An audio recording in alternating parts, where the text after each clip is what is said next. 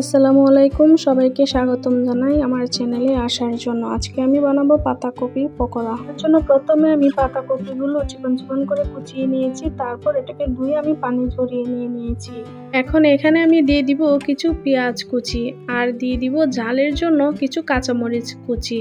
আপনারা যে পরিমাণ ঝাল খাবেন সেই পরিমাণে কাঁচামরিচ কুচি দিয়ে দিবেন। তারপর এখানে আমি দিয়ে দিচ্ছি আদা আর রসুনের পেস্ট মিলে 1 চা চামচ, এর বেশি দিব না।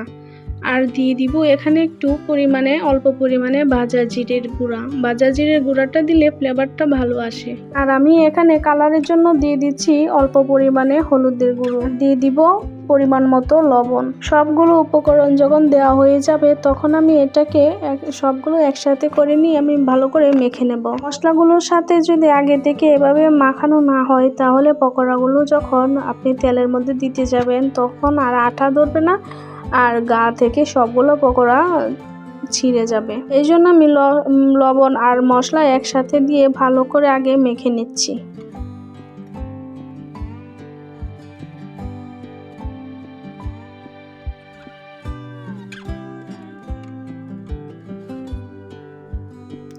আমার মেখে নেওয়া হয়ে গিয়েছে। এখন আমি এখানে দিয়ে দিয়েছি 3 টেবিল চামচ পরিমাণ বেসন আর দিয়ে দিয়েছি 1/2 চা চামচ পরিমাণ বেকিং পাউডার।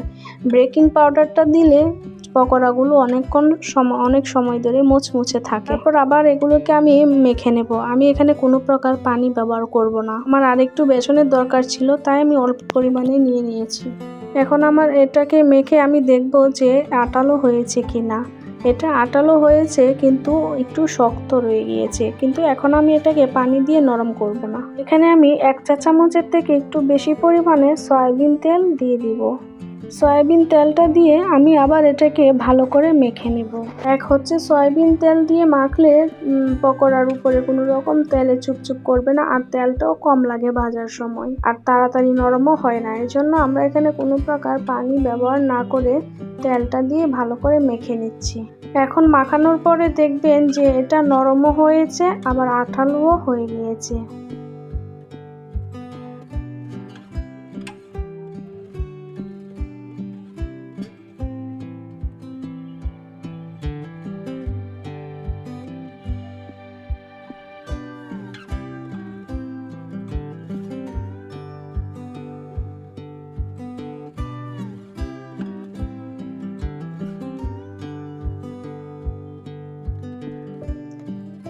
আমার মাখানো প্রায় শেষ হয়ে গিয়েছে। এখন আমি এটাকে ভাজার জন্য চুলাতে আমি একটা কড়াই বসিয়ে দিয়েছি, আর ওখানে আমি পরিমাণ মতো সয়াবিন তেল দিয়ে দিয়েছি। তেলটাকে গরম করে নেওয়ার পরে আমি এখানে পকোড়া শেপ করে এগুলো দিয়ে দিচ্ছি। তেলটাকে বেশি পরিমাণে গরম করা যাবে না, বেশি গরম হয়ে গেলে পকোড়াগুলো উপর থেকে হয়ে যাবে কিন্তু ভিতর দিয়ে কাঁচা থাকবে। তাই চুলাটাকে সবসময় মিডিয়ামে রেখে এগুলাকে ভাজতে হবে। পকোড়াগুলো দেওয়ার পরে সাথে সাথে উল্টানো যাবে না, এক পিঠ যখন হয়ে যাবে তখন আরেক পিঠ উল্টাতে হবে। আমার প্রায় পকোড়াগুলো হয়ে গিয়েছে, দেখুন দেখতে কতটা সুন্দর লাগছে। পাতাকপির পকোড়াগুলো বিরিয়ানি, পোলাও, বিকেলে চায়ের সাথে খুবই ভালো লাগে। আপনারাও একবার বানিয়ে খেয়ে দেখবেন। এই পকোড়াগুলো খেতে ভীষণই মজাদার। বিশেষ করে আমার তো সস দিয়ে খেলে খুবই ভালো লাগে। সহজে রেডি হয়ে গেল মজাদার পাতাকপির পকোড়া।